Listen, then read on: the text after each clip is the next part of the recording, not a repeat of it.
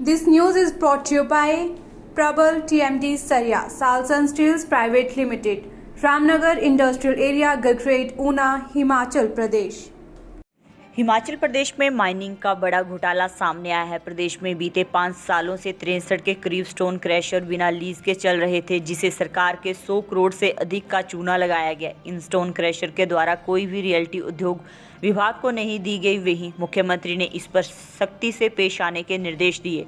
मुख्यमंत्री सुखविंदर सिंह सुक्खू ने कहा कि आपदा के दौरान स्टोन क्रशर को लेकर हाई पावर कमेटी का गठन किया गया था और उसने अपनी रिपोर्ट कॉपी है, जिसमें ब्यास में जिला कुल्लू, मंडी, हमीरपुर और कांगड़ा के स्टोन क्रशर 131 के करीब पाए गए। और इसमें हैरानी की बात है कि 63 स्टोन क्रशर के पास लीज ही नहीं थी। पूर्व की भाजपा सरकार में बिना लीज के ही प्रदेश में स्टोन क्रशर चल रहे थे। यह माइनिंग का बहुत बड़ा घोटाला है। बीते 5 साल में प्रदेश को 50 से 100 करोड़ का नुकसान इसकी वजह से हुआ है। अभी केवल 4 जिलों में ही स्टोन क्रशर की जाँच की गई है और उनमें ही इतने क्रशर बिना अनुमति के चल रहे थे। अन्य जिलों में भी देखा जाएगा कि जो क्रशर चल रहे हैं उनके पास लीज है या नहीं। प्रदेश में 63 स्टोन क्रशर बिना अनुमति के चल रहे थे, जिन्होंने किसी भी प्रकार की रॉयल्टी सरकार को नहीं दी थी। इसको लेकर सरकार सख्त है और विभाग को रॉयल्टी लेने को कहा है।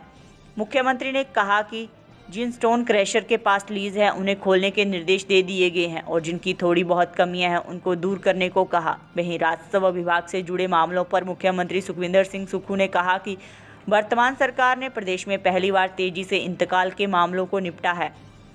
सरकार जल्द ही इंतकाल अदालतों के माध्यम से प्रदेश में इंतकाल के 0 मामले होने का लक्ष्य प्राप्त कर लेगी। इसके बाद पार्टीशन और म्यूटेशन को लेकर जुड़े मामलों के लिए भी सरकार इसी आधार पर अदालतें चलाएगी। इस दौरान सीएम ने पूर्व भाजपा सरकार के जनमंच कार्यक्रम पर प्रहार करते हुए कहा कि वर्तमान सरकार पूर्व सरकार की तरह सार्वजनिक कार्यक्रमों में अधिकारियों को डांट फटकार लगाने का काम नहीं करेगी, जिस तरह पूर्व भाजपा सरकार जनमंच कार्यक्रमों में किया करती थी। मुख्यमंत्री सुक्खू ने इसे आज़ादी के बाद सबसे बड़ा व्यवस्था परिवर्तन बताया है। स्टोन क्रशर पर हमने माननीय उद्योग मंत्री को, जो हमने डिजास्टर के तहत एक हाई पावर कमेटी बनाई थी, उस कमेटी ने फैसला लिया और ब्यास बेसिन में, जिसमें कुल्लू, मंडी, हमीरपुर, कांगड़ा के जो स्टोन क्रशर्स थे, उसमें 131 के करीब स्टोन क्रशर पाए गए। 3 स्टोन क्रशर ऐसे थे जो नहीं चल रहे थे। लेकिन जब हाई पावर कमेटी ने हर स्टोन क्रशर में जाकर देखा तो हमने ये पाया कि 63 स्टोन क्रशरों के पास वैलिड लीज ही नहीं है। तो जिनके पास वैलिड लीज नहीं है तो वो स्टोन क्रशर चल कैसे रहे थे? किस प्रकार पिछली भारतीय जनता पार्टी की सरकार ने आंखें मूंद रखी थी? हमें तो बने हुए अभी 11 महीने ही हुए। किस प्रकार उन्होंने इस माइनिंग का जो घोटाला हुआ है, ये घोटाला कहूँगा मैं, जिसमें 63 स्टोन क्रशर बिना अनुमति के चल रहे थे। तो हमने अपनी रिपोर्ट में माननीय उद्योग मंत्री को भेजी है और उद्योग मंत्री से हमने कहा है कि जिनकी पास माइनिंग लीज है उन स्टोन क्रशर को खोल दिया जाए। और जो जनरेटर सेट के माध्यम से कई स्टोन क्रशर चल रहे हैं, जनरेटर सेट लगा हुआ। अब जब जनरेटर सेट लगा हुआ तो हमारे पास जो माइनिंग का बिल आता है तो बिजली के उसके मीटर के आधार पर आता है, तो वो तो कोई पैसा मिला ही नहीं हमें। जनरेटर सेट से जो क्रश हो रही थी रोडी, उसका तो माइनिंग रॉयल्टी हमें मिली नहीं। उसके बारे में हमने कहा कि इस बारे में भी आप अपने विभाग से इसकी जांच करिए। और ये भी कहा है कि जिसकी भी वैलिड परमिशन है और कुछ कमियां, उस कमियों को अगर दूर किया जाता तो उन स्टोन क्रशरों को भी आप खोलिए और उसको सिंगल विंडो के तहत हम अभी लाने के प्रयास कर रहे हैं। ये तो इस बेसिन में पता लगा है। अभी तो हमें ये पता करना है कि हिमाचल प्रदेश के और इलाकों में जिनकी लीज ही नहीं है और स्टोन क्रशर चल रहे हैं और उसकी रॉयल्टी माइनिंग डिपार्टमेंट को नहीं मिल रही है। इस बारे में मैंने और उद्योग मंत्री जी ने चर्चा की है।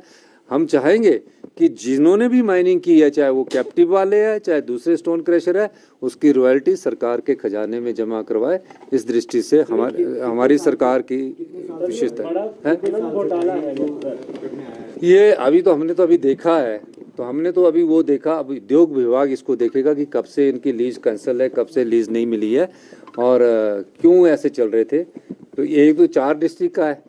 तो मुझे हर्षवर्धन चौहान जी ने कहा कि मैं और डिस्ट्रिक्टों की भी पता करता हूँ कि क्या इनकी लीज खत्म हो गई है और उस लीज के आधार पर क्या स्टोन क्रशर चल रहे हैं, क्यों चल रहे हैं। ये भी तकरीबन मेरा ख्याल है कि 50-100 करोड़ रुपए का राजस्व नुकसान तो हुआ है पिछले 5 साल में जो Bharatiya Janata party.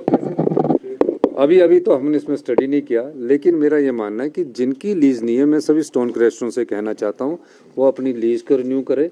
Generator set पर कोई स्टोन क्रशर ना चलाए, उसके लिए हम हैवली पेनल्टी जो लगानी है उस बारे में भी विचार विमर्श कर रहे हैं।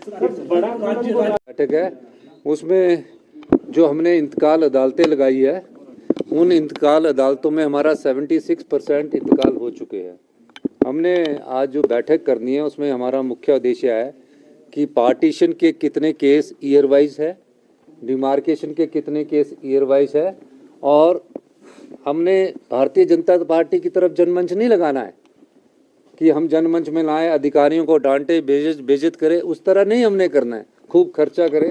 हमने कहा है कि अधिकारी जो है वो इसको तेजी से करे, और इंतकाल अदालत जो हमारी अगली लगने जा रही है उसमें 0 हमारा इंतकाल अदालत रहे, जो आज़ादी के बाद का पहला सबसे बड़ा सुधार होगा, व्यवस्था परिवर्तन होगा। उसके बाद पार्टीशंस और डिमार्केशंस में हम आगे बढ़ेंगे, और हम चाहेंगे कि आने वाले 7-8 महीनों में पार्टीशन भी ख़त्म हो, डिमार्केशन भी ख़त्म हो। इसके लिए हमने कानून में परिवर्तन किया है, ताकि आपके पता है कि हाई कोर्ट तक पार्टीशन के केस चलते हैं। कहते हैं कि पोते के समय के दादे के समय के पार्टीशन के केस चल रहे हैं और पोते के समय तक पूरा नहीं होता है। तो हम चाहते हैं कि किसी भी हिमाचल के समाज को, हिमाचल की जनता को किसी प्रकार की दुविधा का सामना ना करना पड़े। इस दृष्टिकोण से आज ये बैठक बुलाई गई है।